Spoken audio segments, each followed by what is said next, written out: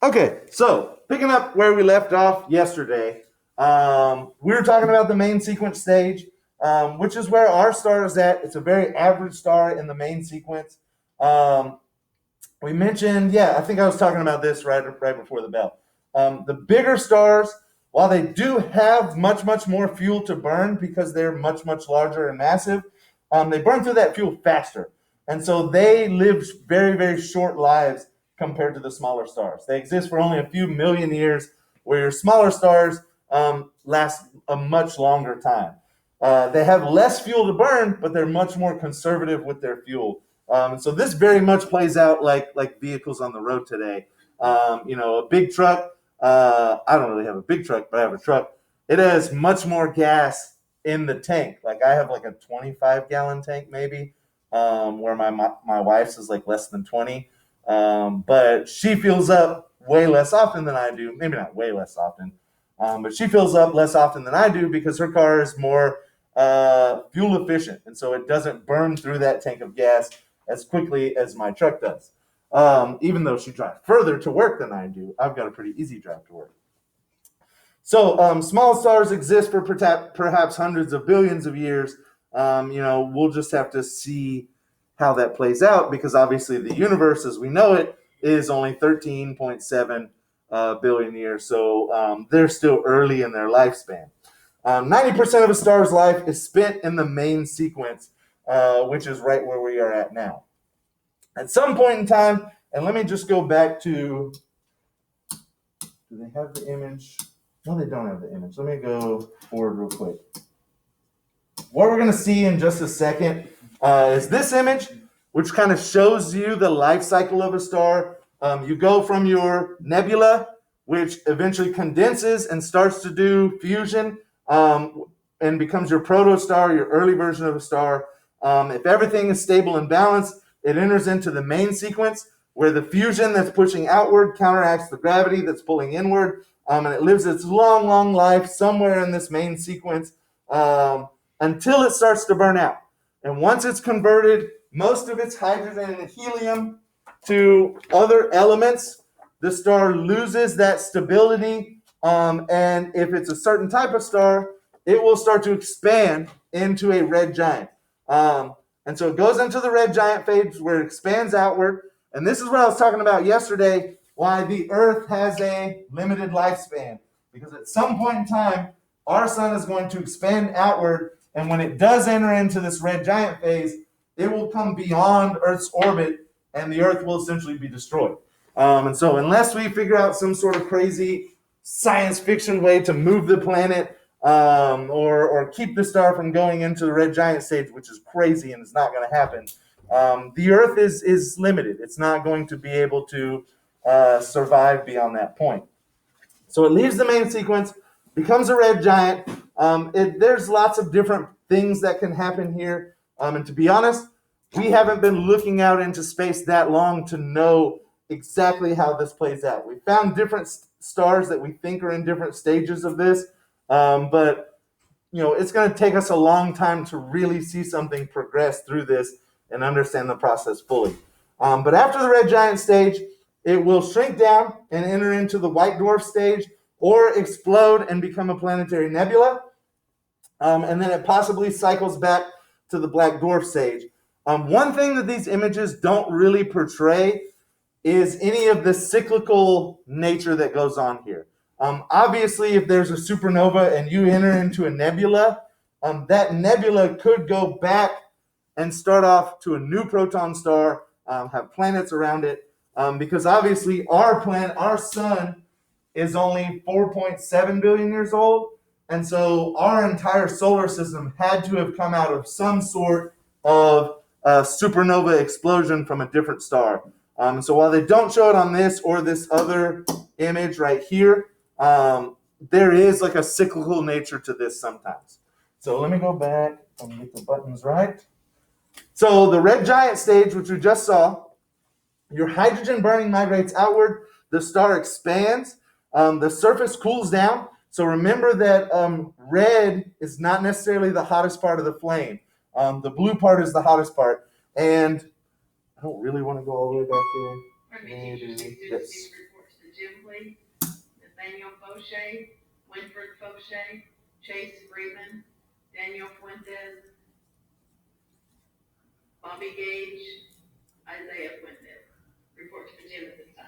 Students at home, I'm going to need you to go to the store, buy yourself an at-home drug test, and take it and send the results in to Mr. Warner.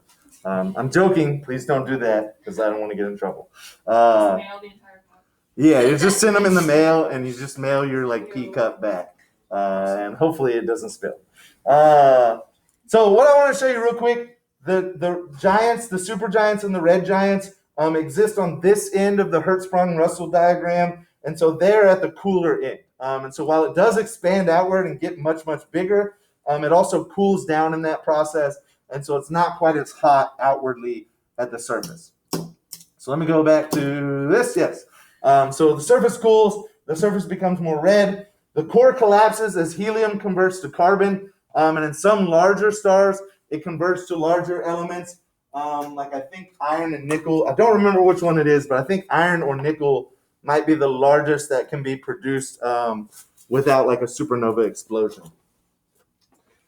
Eventually, all nuclear fuel is used, and the star literally runs out of gas. Gravity squeezes the star, and you eventually move into this white dwarf stage. So we talked about, or did we talk? We didn't talk about it yet. We talked about it in first period.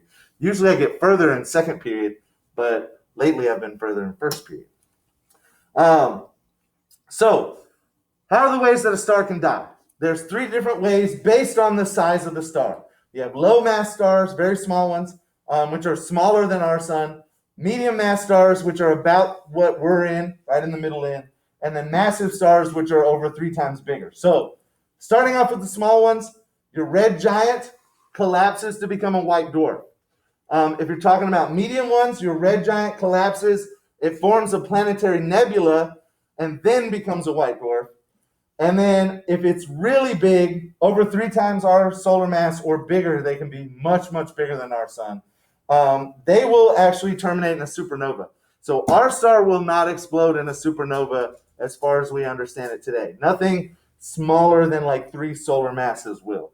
That supernova then could become a neutron star or a black hole, depending on how much mass is there. So they kind of have these 3 life-ending cycles played out here. You have low mass, medium mass, high mass.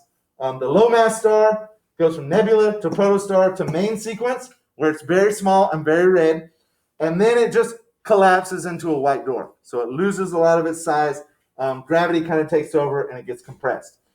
Medium stars are kind of going to do the same thing, but they expand first in the red giant stage, which is going to be the end of the Earth there. Then they collapse into the planetary nebula. Then they collapse even more into the white dwarf phase. And we'll talk about white dwarfs, neutron stars, and black holes in just a second. If you're really big, there's going to be an explosion. So you have your nebula turn into your protostar. Your main sequence star is going to be pretty big. It's going to be one of the big blue ones like we saw in the Hertzsprung-Russell diagram. It will expand out into an even bigger red giant, which we call the red supergiant. And then at some point, you're going to have too much instability. The star is going to explode into a supernova. And after that, depending on the mass and depending on how things play out, it could condense into a very tiny neutron star or a black hole. So, why are less massive stars thought to age more slowly than more massive stars? That's the fuel consumption rate. The bigger ones burn through their fuel much, much faster than the smaller ones, which is essentially what this paragraph says. So now we move on to white dwarfs. White dwarfs are going to be very dense. And yesterday I talked about white dwarfs. Well, no, I didn't talk about that because... Yes, I did. It was just a different slide. White dwarfs are a star that's about the size of Earth. And so imagine all of this material in the sun being compacted down to the Earth size. You're going to have a huge amount of density there.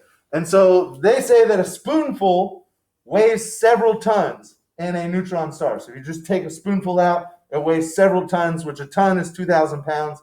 So you're probably talking like 6,000 pounds for just a spoonful.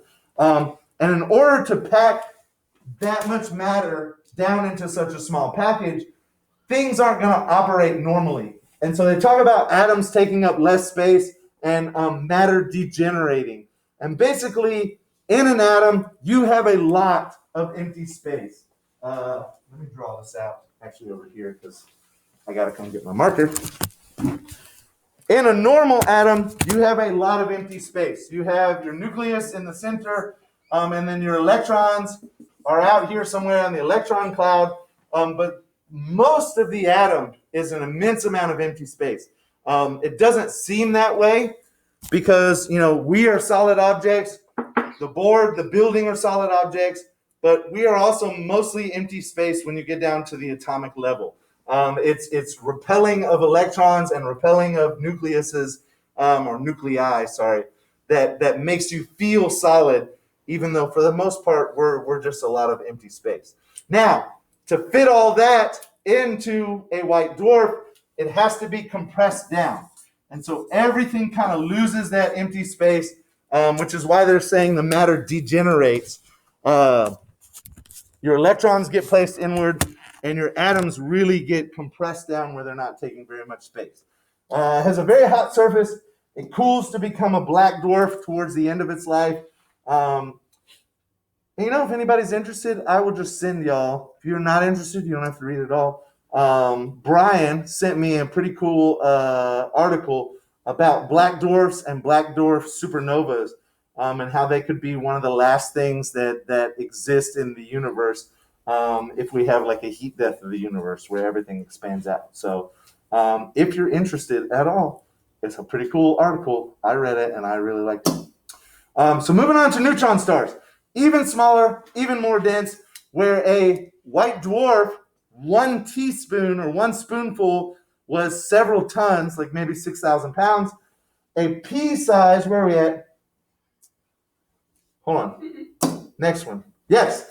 In a neutron star, a pea-sized sample weighs 100 million tons. So you're much, much more densely compact here for a neutron star than you are for a white dwarf. It forms from a more massive star, so you have more gravity caused by the extra mass there. Squeezes itself smaller. It's the remnants of a supernova. So if you go back to the other page, you'll see that only neutron stars and black holes come out of the very large death of a star. This cannot form from a medium or small size star, only something really big.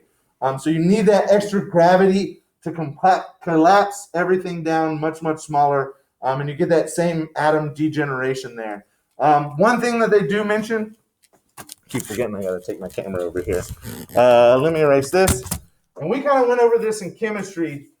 They talk about protons and electrons smashing together to form neutrons. And so in chemistry, we talked about how a neutron has no charge, but you also need to kind of think of it as having both a positive and a negative charge, which equal out and end up as a net zero charge. But we see, even here on Earth, under normal circumstances, in nuclear radiation, you can have an electron discharged from a neutron, and what's left over is an electron and what we call a positron, which is like a proton, but it's, actually, no, it would just be a proton. The opposite, when you have an electron shoot out, you get an electron and a proton. The opposite is if you have a positron, which is like a tiny positive electron shoot out, you get like a negatively charged neutron, which I don't even remember what that's called. We're not that far in chemistry this year. It's been a year. Sometimes you forget things. It's okay. But just remember that this kind of thing with a neutron, you have both positive and negative charges, is a common thing. We're very familiar with that. That is widely accepted. So on the board, when they say you can have a proton and an electron smashed together in an atom to create a new neutron, that's not too crazy. You have your tiny electron, you have your positive charged proton, and they get smashed together, and what you end up with is a atom, not an atom, but a particle that has both positive and negative charges, which makes it a neutron. And so that is part of what allows a neutron star to kind of have that density and have the atoms compressed down even further, which is why they call it a neutron star. So we talked about the size and the density. They have strong magnetic fields. And this is something that is interesting. The first one was only discovered in the 1970s. So a lot of this stuff, we're still really trying to figure out. It seems like a long time for our time, but looking at a star like this for 50 years, it's changed almost none. And so our ability to kind of see things over the long lifespan of stars isn't really what we'd want it to be, and we really need to make sure that we survive for a very, very long time so we can understand this stuff and maybe one day get off of this rock because it only has a limited lifespan. We found it around a pulsar, and I will actually draw a picture of a pulsar in a second. Found in the Crab Nebula, a remnant of an AD 1504 supernova. And before I go over there and talk about the pulsar, we've actually had pretty good success going back into ancient historical texts and finding modern scientific correlation to those. So in 1054, they didn't really know what they were seeing, but someone that had access to paper and could write things down noticed a bright light in the sky that probably lasted for several weeks, maybe a month, and they were like, I will put this in my notes. We go back, we search through the notes, and we find out that the place in the sky that this person was talking about corresponds to an area we believe a supernova happened, and it's right around the same time. And so that's enough evidence for us to suggest that that person actually saw a supernova. I think one of the earliest cases of that is like several thousand years BC. I don't remember exactly when, but we're talking BC, several thousand years. You're talking China. And it was like like an assistant to one of the kings, and he kept a daily diary. And in his diary, he talked about this bright, extra bright star in the sky that only lasted for a couple weeks. Pardon me, teachers, for the interruption. These students need to report. Always interrupting me. Aubrey Garcia, Rebecca Garcia, Don Gardner, Mason Denny, Alondra Gomez, Alexis Gonzalez, Antonio Gonzalez, Arturo Gonzalez, Damien Gonzalez, Colin Graves, Elton Green, Katie Green, Skylar Green, Georgia Greenlee, and Damien Gola. Report to the gym at this time. Okay. So yeah, that guy wrote it down, and later we figured out that there was probably a supernova that happened pretty recently. We go back through the historical text, and they correlate that, and they're like, oh wow, this was the first guy to ever write down that he saw a supernova and that we can correlate. And so there's a lot of people who comb through historical texts looking for modern scientific, revelations like that. And that doesn't go just for space. It goes for volcanoes and meteor impacts, earthquakes, all sorts of stuff. So to talk about the pulsars for a second, how we saw this first neutron star, what happens sometimes, you have two stars orbiting each other. And their orbit isn't necessarily perfect. They'll go away from each other and then come real close, and then away from each other and come real close. So what I've drawn here is when they're maybe at their closest point. And if they come close enough, their gravities try to rip material from the other star. And so when they get to this point and they come close and cross, their gravities are literally ripping each other apart, which causes a huge amount of energy to be released and a large blast of light. And what we see here from Earth is a star. They're not far apart enough for us to see them as two stars unless you have a really, really nice space telescope. But we see a star that blinks, it gets brighter every so often. It might be days, it might be months, it might be years, but it gets brighter and it pulses, which lends to the name pulsar. And so this was one of the ways we discovered the first neutron star back in the 70s. We got two pictures of nebulas here, and this is from the explosion of a supernova in a star. And I would just add that this is probably in X-ray form, in UV form,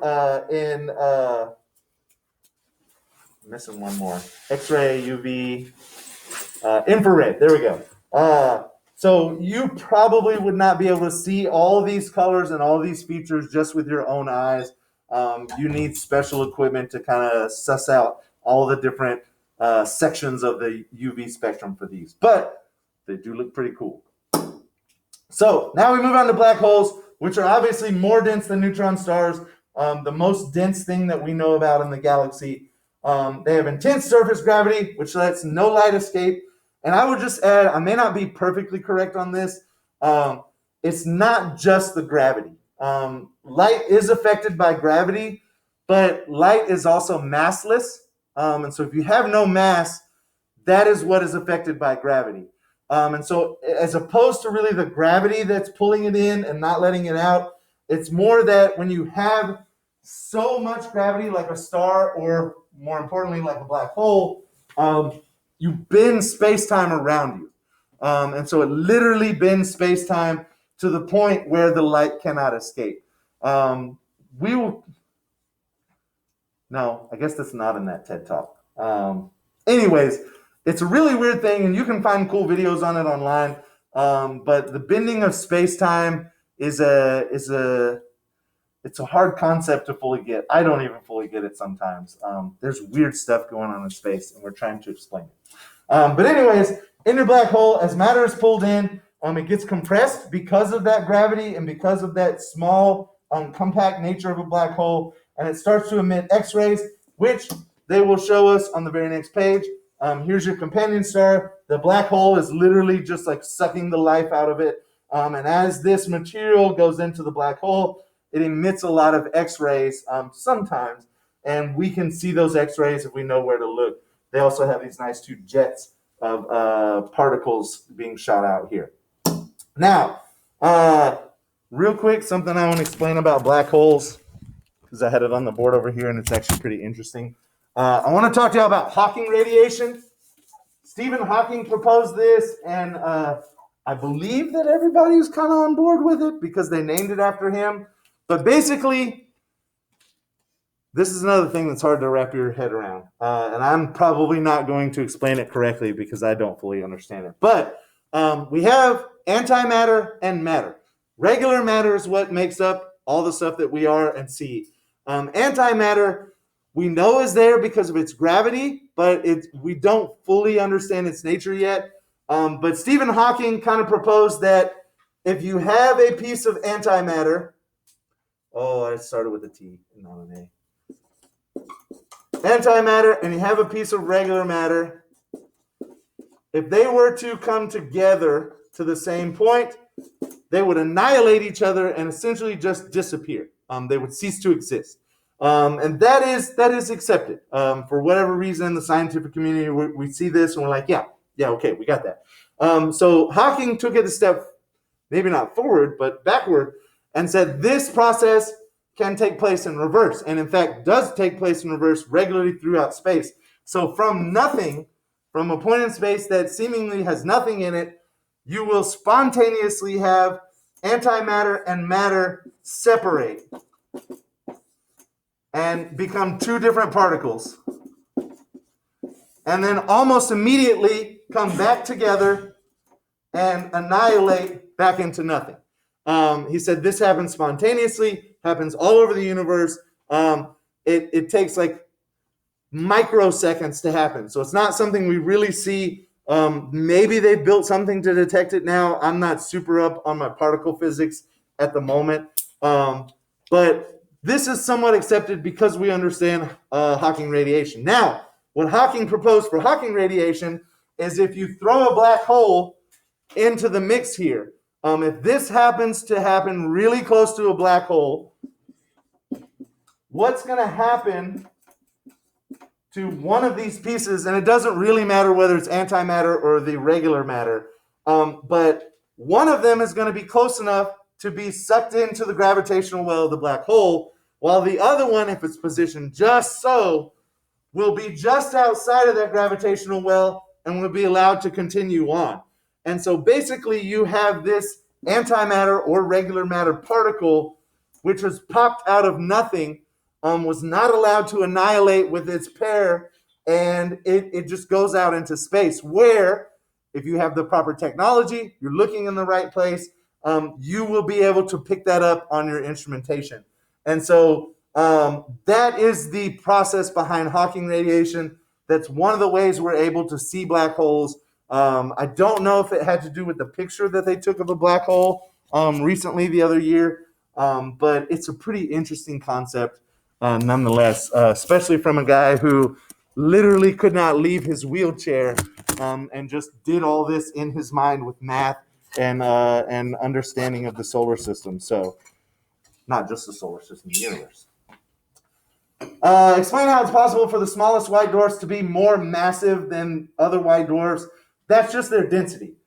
Yes, they have more matter inside, and they mean massive as in like how much mass you have, not how big you are. Yes, they have more matter inside, but they're compacted more because of that gravity. They squeeze the atoms together more, and so they're more dense. So they're smaller, but have more matter inside them. Now we're going to get into the galaxies. What time do we leave out of this class? 19. 19? 15. Okay, we can get through some of the galaxies. We have basically three different types of galaxies. Spiral galaxies, which we're in right now. The Milky Way is a spiral galaxy. These only contain about 30%, or they only make up about 30% of the galaxies. I'm not even going to draw this. They got pictures in a second. They're pretty big. We talked about a light year in the last class, and a light year is what, like 6 trillion miles? And so these galaxies are about 20,000 to 125,000 light years across. They contain both old and young stars, and here's a picture of one. Probably not the Milky Way, because we've never been outside the Milky Way to be able to take this picture, but there it is. Also, has anybody ever been out, like way out? I know we're out in the country, but if you go way out in the country and you can see a whole bunch of stars at night, you may see like a strip of sky that has way more stars than anything else, and it's kind of discolored. It almost looks milky. That is the Milky Way galaxy. You are seeing it from this view from inside the galaxy, and if you're looking this way or that way, you still get to see a lot of stars, but that one strip that literally goes from horizon all the way over to the other horizon, you're seeing the Milky Way galaxy from within it. And so just remember that if you ever go out to look at the stars, it's pretty cool. But this is a face-on view of a spiral galaxy. Here's the edge-on view. Here's a little globular cluster. And in the next slide, we talk about globular clusters and elliptical galaxies. So if they're not spinning and they don't have the arms, it's an elliptical galaxy. They're basically an ellipsoidal shape. It can be an oval or like an egg shape or closer to a circle. These are pretty common, about 60% of all galaxies.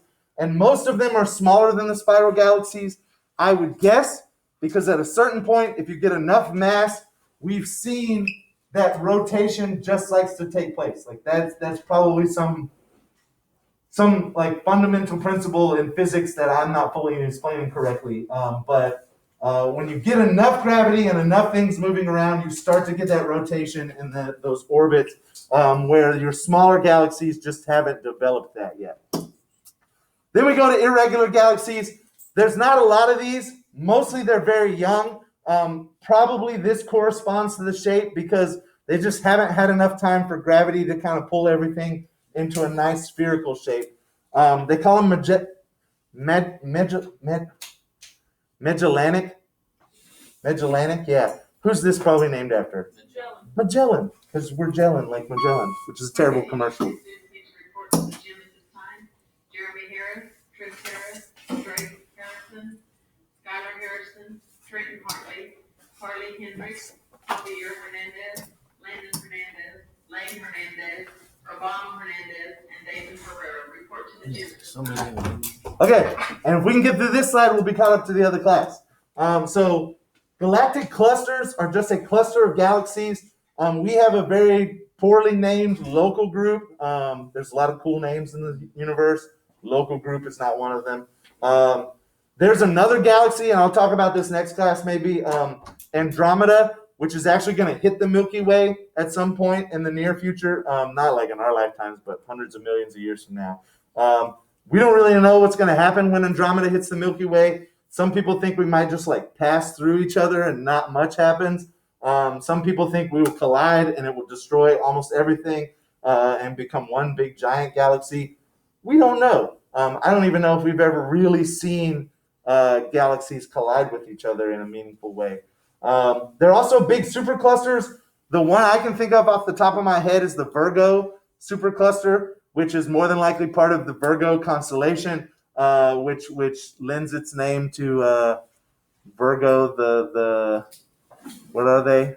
What's the word? Zodiac sign? Yes, the zodiac symbols for astrology, like Virgo and Cancer and Capricorn and all that. So there's just a huge swarm of galaxies, and they're probably the largest entities that we know about in the universe. Here's a picture of galaxies. There's some spiral ones. There's probably some ellipsoid ones, and I don't know about irregular ones. They're pretty rare. So galactic interactions is where we're going to leave off tomorrow, and we caught up with the first period class. We are going to bell and ring yet? We're gonna ring in like 3. Sure. No. All right. Well, thank you for joining, class. See you tomorrow.